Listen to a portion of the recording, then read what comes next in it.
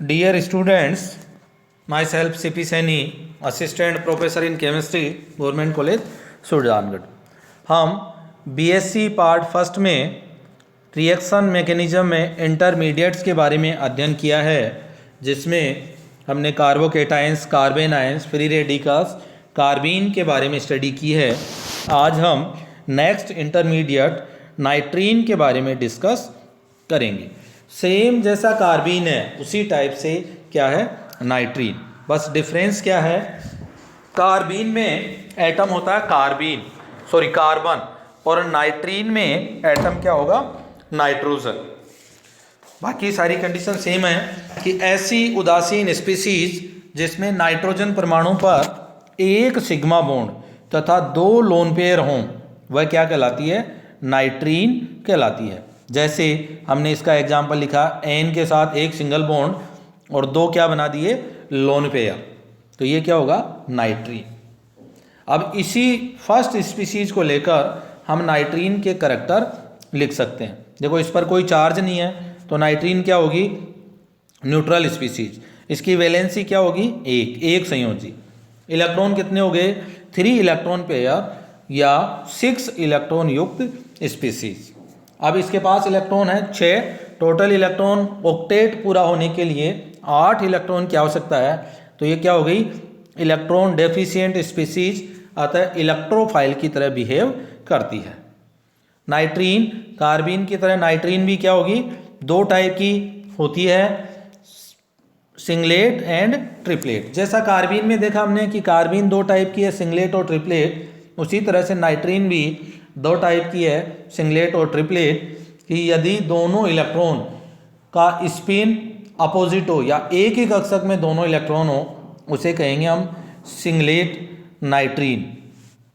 और सिंगलेट नाइट्रीन का हाइब्रिडाइजेशन क्या हो जाएगा sp2, एक संग्रहित sp2 कक्षक एक बंध से जुड़ा होगा, दूसरे में क्या रहेंगे लोन पेयर ऑफ इलेक्ट्रॉन, और इसकी संरचना क्या हो जाएगी लीनियर।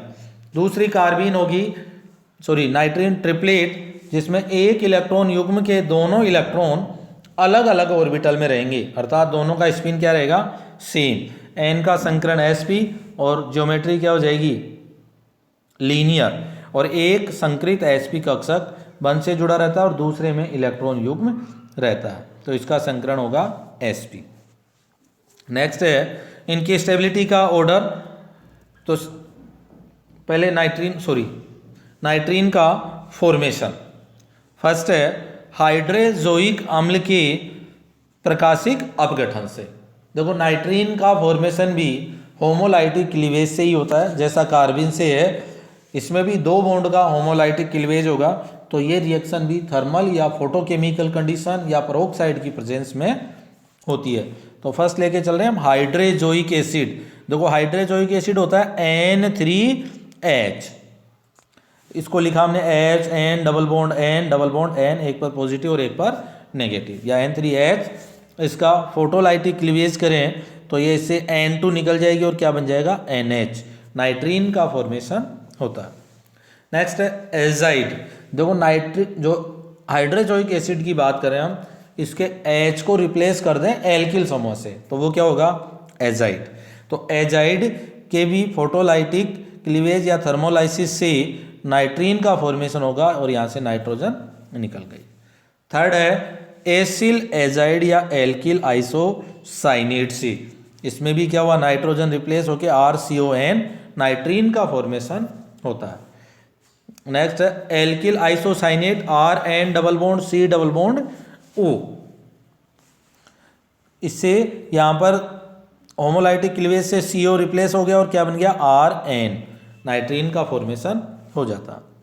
नेक्स्ट है सल्फेनिलेमीन से। सल्फेनिलेमीन्स का फॉर्मूला क्या होगा PHN double bond S double bond O। इसका थर्मल डीकम्पोजिशन करें तो ये बन जाएगा PHN नाइट्रीन, और क्या निकल गया यहाँ से SO। इस तरह से इन मेथड के द्वारा नाइट्रीन का फॉर्मेशन कर सकते हैं। नेक्स्ट है इसकी रिएक्टिविटी एंड स्टेबिलिटी। जैसा हमने कार्बीन में देखा है कि triplet carbene is more stable then singlet. कारण क्या है कि ट्रिपलेट कार्बीन में दोनों इलेक्ट्रॉन अलग अलग कक्षक में होते हैं, जबकि सिंगलेट में एक ही कक्षक में होने के कारण रिपल्सन ज़्यादा होता है, इसलिए ट्रिपलेट कार्बीन स्टेबल हो जाती है। नेक्स्ट है कार्बीन की रिएक्शन। देखो जैसा हमने कार्बीन की रिएक्शन पढ़ी है उसी तरह से नाइट्रीन है, तो फर्स्ट है इसकी डाइमराइजेशन या द्विलकीकरण। डाइमराइजेशन का मतलब है दो नाइट्रीन आपस में जुड़ जाएं, उसे क्या नाम देंगे हम, डाइमराइजेशन। जैसे ArN, दो इसके ऊपर क्या है, लोन पेयर, तो जब रिएक्शन करेंगे तो एक जो लोन पेयर है उसके द्वारा ये डबल बॉन्ड का फॉर्मेशन कर लेंगे। इस रिएक्शन को क्या नाम देंगे हम, डाइमराइजेशन। सेकेंड रिएक्शन है कि कार्बन डबल बॉन्ड कार्बन पर योग, जैसा हमने साइक्लो एडिशन कार्बीन में पढ़ा था उसी टाइप की रिएक्शन है कि कार्बन डबल बॉन्ड कार्बन पर नाइट्रीन का एडिशन करें तो क्या बन जाएगा, साइक्लोप्रोपेन। अब यहाँ पर साइक्लोप्रोपेन में क्या आ गया, एन। उस साइक्लोप्रोपेन उसे बोलते हैं जिसमें सारे कार्बन हो, बट यहाँ पर क्या है, एन, तो इसे क्या बोलेंगे हम, एजा। नाइट्रोजन ग्रुप को क्या नाम देते हैं, एजा। तो ये साइक्लोप्रोपेन जिसमें कौन सा ग्रुप आ गया, एजा साइक्लोप्रोपेन। नेक्स्ट रिएक्शन है इंसर्शन रिएक्शन या अंतर्वेशी अभिक्रियाएं कि नाइट्रीन और इंसर्शन का मतलब हमने कार्बीन में ही पढ़ा है कि दो एटम के बीच जो बॉन्ड बना हुआ है उनके बीच में कोई ग्रुप जाकर जुड़ जाए। तो RCON इसकी रिएक्शन R3CH से करें तो ये बन गया R3C सिंगल बॉन्ड NHCOR। इन रिएक्शन को नाम देंगे इंसर्शन रिएक्शन, नाइट्रीन CO करती है। नेक्स्ट है हाफमान हाइपोब्रोमेमाइड रिएक्शन या हाफमान ब्रोमेमाइड रिएक्शन। जैसा हमने कार्बीन में पढ़ी है राइमर्टिमान रिएक्शन, उसी तरह से ये भी इंपॉर्टेंट रिएक्शन है होफमान हाइपोब्रोमेमाइड अभिक्रिया। इसमें एमाइड की रिएक्शन बेस की प्रेजेंस में ब्रोमीन से करवाई जाती है, तो इसके द्वारा प्राइमरी एमीन का फॉर्मेशन होता है और इंटरमीडिएट के रूप में नाइट्रीन बनती है। तो देखो रिएक्शन है CH3CONH2 की रिएक्शन ब्रोमीन के साथ KOH की प्रेजेंस में करवाएं तो बनेगा CH3NH2 plus KBr plus K2CO3 plus 2H2। अब देखो किस तरह से इसका फॉर्मेशन होगा, पहले एमाइड रिएक्शन करेगा ब्रोमीन से तो N ब्रोमेमाइड का फॉर्मेशन होगा, एक H और Br मिलकर HBr बना देंगे और ये बन गया CH3CONHBr। फिर इसके HBr रिप्लेस होकर ये बन गया नाइट्रीन CH3CON और ये HBr रिप्लेस होगा बेस के द्वारा, पहले H निकलेगा और फिर क्या निकलेगा, Br। इसके बाद ये जो नाइट्रीन है इसमें देखो क्या होगा, रीअरेंजमेंट, मिथाइल ग्रुप कार्बन से रीअरेंज होकर कहाँ जाएगा, N पर, और ये बनेगा एल्किल आइसोसाइनेट। अब यहाँ पर एल्किल की जगह मेथिल है तो ये नाम होगा इसका मेथिल आइसोसाइनेट। अब मेथिल आइसोसाइनेट बेस के साथ हाइड्रोलाइसिस से किसका फॉर्मेशन करेगा, प्राइमरी एमीन का। तो हाफमान हाइपोब्रोमेमाइड रिएक्शन से एमाइड के द्वारा प्राइमरी एमीन का फॉर्मेशन होता है। कई बार पूछ लेते हैं कि ऐसी रिएक्शन लिखे हैं जिसमें एमाइड से प्राइमरी एमीन का फॉर्मेशन होता है, तो भी यही रिएक्शन अपने को लिखनी होती है। तो ये है अपना इंटरमीडिएट नाइट्रीन। नेक्स्ट इंटरमीडिएट बेंजाइन या एराइन। तो देखो बेंजाइन ये बेंजीन से ही बना है, BENZENE, वो तो क्या हो जाता है बेंजाइन, ENE की जगह क्या आ गया, YNE। आइन शब्द लगता है ऑर्गेनिक केमिस्ट्री में ट्रिपल बॉन्ड के लिए, सिंगल बॉन्ड के लिए पढ़ रखा होगा आपने आता है एन, डबल बॉन्ड के लिए इन और ट्रिपल बॉन्ड के लिए आइन। तो ट्रिपल बॉन्ड किस में आ जाए, बेंजीन में, और जब ट्रिपल बॉन्ड आता है तो वहाँ पर दो हाइड्रोजन हटते हैं।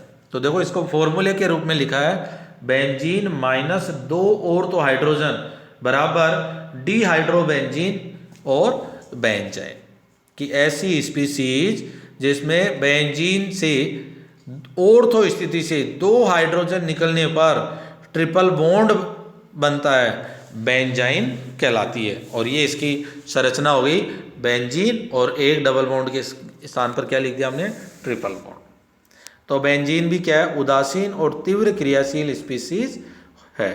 इसमें जो ट्रिपल बॉन्ड आया है उससे बेंजीन के एरोमेटिक कैरेक्टर ज़्यादा प्रभावित नहीं होते हैं। क्यों? क्योंकि ये जो ट्रिपल बॉन्ड है ये एसिटिलीन के ट्रिपल बॉन्ड के समान नहीं होता है, ये उतना स्ट्रॉन्ग और उसके समान नहीं होता है। क्यों? क्योंकि इसकी ज्यामिति क्या है, प्लेनर, और प्लेनर होने के कारण ये ट्रिपल बॉन्ड रेखीय रूप से व्यवस्थित नहीं हो पाता है, जिससे ट्रिपल बॉन्ड में स्ट्रेन आ जाता है और ये इजीली ब्रेक हो जाता है। अब कई बार क्या अपने दिमाग में रहता है, शॉर्ट में पढ़ लेते हैं कि सिंगल बॉन्ड का हाइब्रिडाइजेशन sp3, डबल बॉन्ड का sp2, ट्रिपल बॉन्ड का sp, और वास्तव में होता भी यही है। बट बेंजाइन के जो ट्रिपल बॉन्ड को है अपन as a triple bond consider नहीं करते हैं। तो बहुत बार पूछते हैं कि इस कार्बन का संकरण क्या होगा, तो ध्यान रखें इसका संकरण हमेशा sp2 ही होगा, कभी भी sp नहीं होगा, क्योंकि ये जो ट्रिपल बॉन्ड है वो ब्रेक हो जाता है, स्टेबल नहीं होता। तो ये है बेंजाइन की देखो स्ट्रक्चर हमने बनाई है। ये इस तरह से तो एसिटिलीन का ट्रिपल बॉन्ड है, जबकि ये इसका ट्रिपल बॉन्ड इस तरह से बनता है लीनियर रूप से। देखो दोनों p ऑर्बिटल के ओवरलैपिंग हो रही है एसिटिलीन में, बट इसमें केवल एक लोब से ही बनता है, इसलिए ये स्टेबल नहीं होता है। इसमें साइड ओवरलैपिंग जो हो रही है वो इफेक्टिव नहीं होती है, तो पाई बॉन्ड वो वीक होता है और इजीली टूट जाता है। नेक्स्ट है बेंजाइन का फॉर्मेशन किस तरह से करेंगे। तो देखो फर्स्ट है एरिल हैलाइड से, ये बेंजीन पे जुड़ा हुआ है Cl, इसकी रिएक्शन सोडामाइड से करवाएं तो ये पहले हाइड्रोजन एक्सेप्ट करेगा ऑर्थो पोजीशन से, तो यहाँ आएगा नेगेटिव चार्ज, और नेगेटिव चार्ज आने से यहाँ से क्या हट जाएगा, हेलोजन, और किसका फॉर्मेशन होगा, बेंजाइन का। इस तरह से इसके द्वारा बेंजाइन का फॉर्मेशन हो जाएगा। नेक्स्ट रिएक्शन है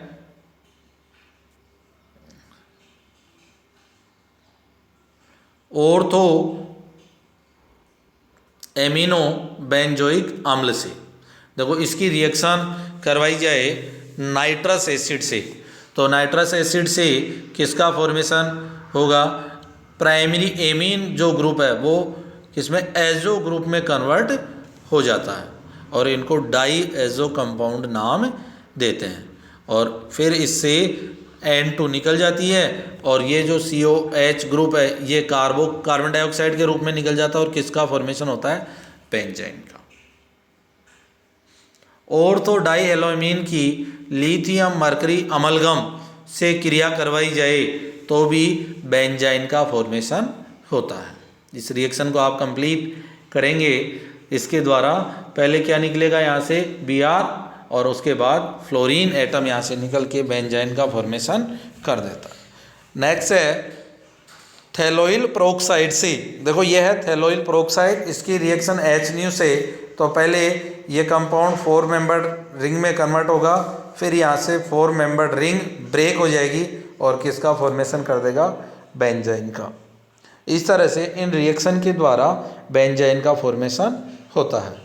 अब नेक्स्ट है बेंजाइन की रिएक्शन कि बेंजाइन इलेक्ट्रॉन स्नेही या इलेक्ट्रोफाइल की तरह बिहेव करती है।